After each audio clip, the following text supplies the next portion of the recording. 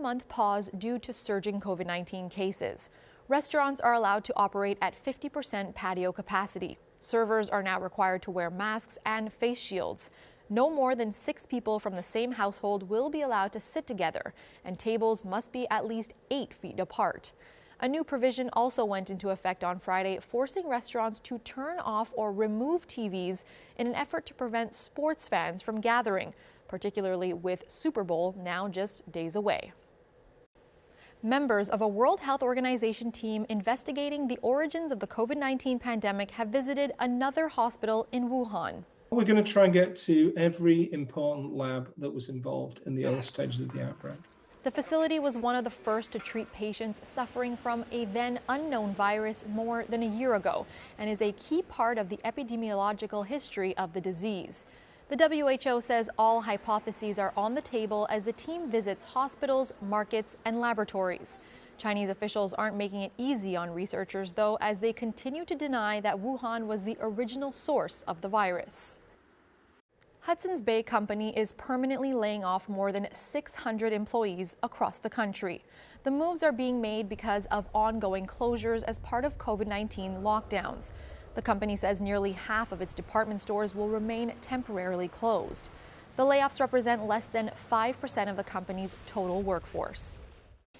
Mock vaccination drills were held in Pakistan's largest city, Karachi, to prepare for the country's immunization campaign launching next week. The drills are meant to prepare healthcare workers for the administration process. They are also learning to monitor and treat adverse reactions. Frontline healthcare workers will be given the first priority, followed by seniors. Then the general population can roll up their sleeves. The country has approved 2 vaccines for emergency use, one made by AstraZeneca and another by Sinopharm. Pakistan has recorded over 543,000 COVID-19 cases. As the COVID-19 pandemic rages on, many are looking past the lockdowns and vaccines to what Canada will look like post-pandemic. And what many economists see is an opportunity for Canadian industry to embrace automation like never before. But is Canada ready to invest in the 4th industrial revolution? Mike Drolet reports. Standing amidst these 19th century buildings in one of Toronto's oldest neighborhoods, it's hard to believe that the 4th Industrial Revolution, or Industry 4.0, is upon us. If the 3rd Industrial Revolution was all about computers, the 4th is about artificial intelligence, machine learning, and robotics. Amazon is best known for it, but not every company has those resources. In Canada, if you want to see this change in action, look no further than Sobeys. The grocery giant opened its first online delivery support hub in the Greater Toronto area last June and has since seen a 300% increase in its online business using a complex robotic system unique in North America. Now, Sobeys' business model is 3 years ahead of where they expected it to be, so they've begun planning for new hubs in Quebec and Alberta, with another in the future. With 4 of these facilities across the country, we can get within 75% of the Canadian population, and actually more impressively, 90% of the expected e-commerce spend. Canadians might be eating this up, but experts tell us that Canadian industry as a whole is far behind other countries. We'll look at the reasons why, from education to economic, and to see if Canada can take that big leap forward tonight on The New Reality. Back to you. The Australian Open will be allowed to admit up to 30,000 fans a day when the Grand Slam gets underway next month. That's around 50% of the usual attendance. The limit will be reduced to 25,000 over the last 5 days of the tournament when there are fewer matches. Officials with the state of Victoria say this will be a significant milestone as they'll be welcoming the biggest crowds for a sporting event seen since the beginning of the coronavirus pandemic. A 10-year-old boy from Texas has made money from GameStop. 2 years ago, Jaden Carr's mother bought him 10 shares to teach her son about economics. She paid $60 US at the time. Well, this budding broker has learned a thing or two, and he sold his stock for $3,200 American. Whether reporting news from the field or Across the country, Canadians are marking a somber anniversary. It has been 4 years since the deadly shooting at a mosque in Quebec City.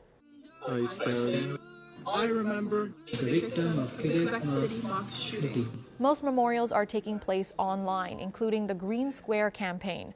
Supporters wear a green square representing the green carpets at the mosque as a display of unity. On January 29, 2017, 6 men were killed when a gunman opened fire at the Quebec City Islamic Cultural Center. It remains the worst mass murder in a house of worship in Canadian history. As the coronavirus pandemic drags on, more and more Canadians are struggling to pay rent, and tens of thousands of families are at risk of losing their homes. Housing advocates say we've long had an affordable housing problem in this country. And as Farah Nasser explains, in addition to a health crisis, many Canadians are now facing an unprecedented eviction crisis as well. It has been a devastating year for Zineth Jahan. Her husband passed away of cancer last January, and then came the pandemic. I lost my husband, lost the major part of income, lost my job. Suddenly, she says, she was struggling to pay the bills, and she now owes $8,000 in back rent. In May, she got an eviction notice from her landlord, Pinedale Properties. I'm feeling the fear of homelessness. Pinedale claims they've reached repayment agreements with the majority of tenants who are struggling, and they haven't evicted anyone during the pandemic. They also told Global News they offered Jahan a repayment plan, but she didn't respond. It would have required her to pay $900 a month for 10 months on top of her $1,500 rent, an amount she says she can't afford. So her eviction notice is still pending. Most provinces temporarily paused evictions during the first wave, but by the end of summer, those bans were lifted. And in Ontario, that led to a surge of online eviction hearings, 7,000 of them in November alone. I observed tenants being evicted in as little as 60, 90 seconds. Public health experts say the virus has exposed long-existing housing issues. To say that we're going to have a whole new generation of people move into chronic homelessness, I mean, that's even more of a damning failure. At the height of the first wave in May, a record 2.6 million Canadians were unemployed, or 13.7%. By July, the overall unemployment rate had dropped to 9.3%. But in racialized communities, it was nearly double that figure. We are not all together in this crisis. Riches are becoming rich, poor are becoming more poor. We've been told for months, stay home and stay safe. That's easy to say, but without more financial support for renters, it's much harder to do, especially for those facing eviction. Farah Nasser, Global News, Toronto. Automakers have long been told the only way to drive the industry forward is to reverse emissions and phase out fossil fuels for more environmentally sustainable options. Officials at GM say they will end production of gas and diesel-powered cars and trucks by 2035, turning completely carbon neutral by 2040. As Eric Swanson reports, that's now forcing other manufacturers to change direction.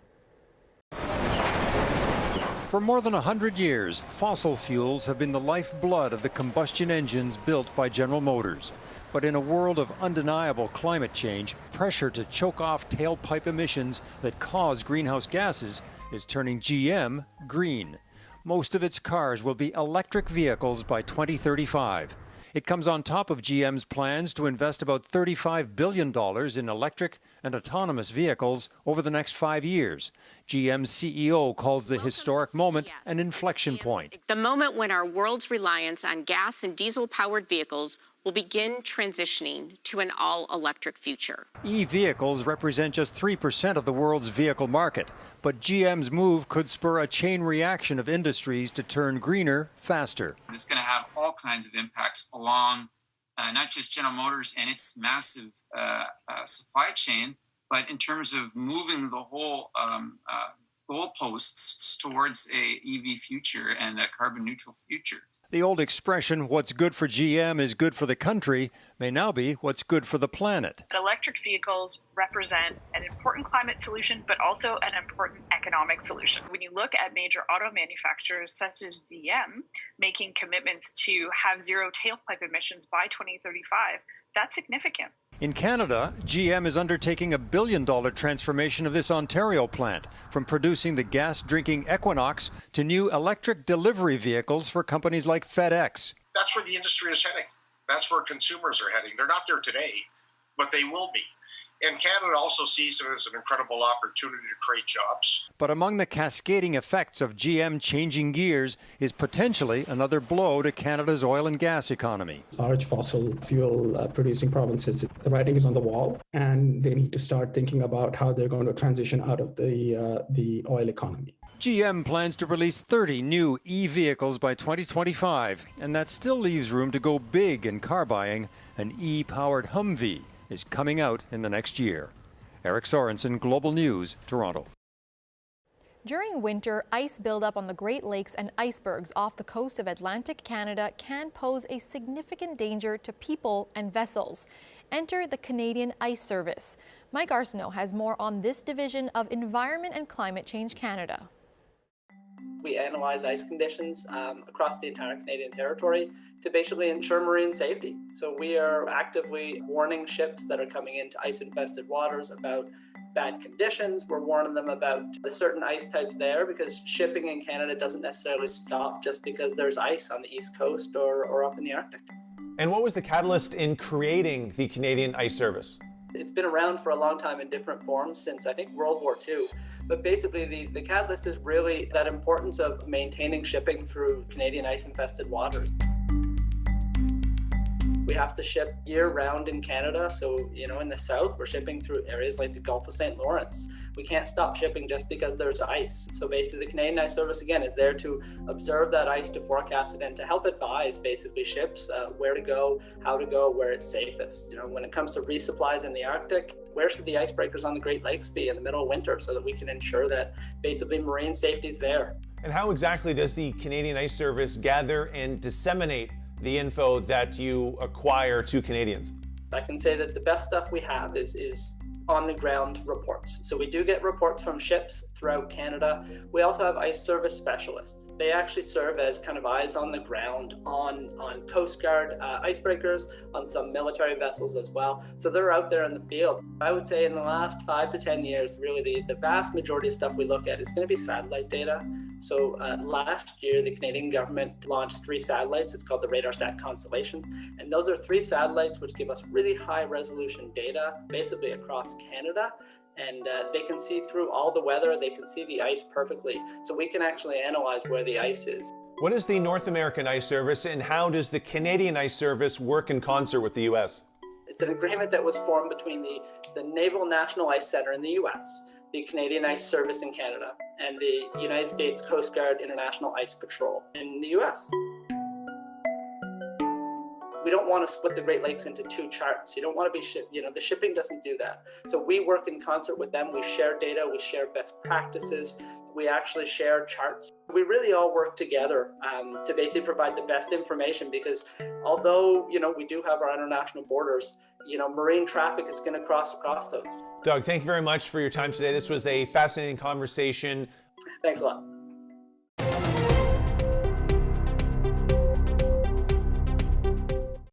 Find out what's happening in the world.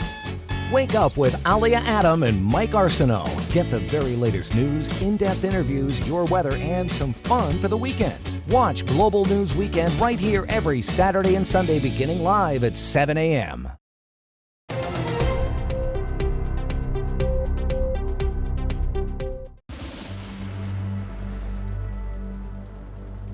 And it's a quiet but cold start to the weekend for Eastern Canada. There will be a little bit of sunshine, mixture of sun and cloud generally from Ontario stretching through Atlantic Canada. As we take a look at the futurecast, a little bit more sunshine in portions of Ontario, a little bit more cloud cover through the Maritimes and Newfoundland. But it is dry after a pretty active week, but there is another system that will bring some snow to southwestern Ontario.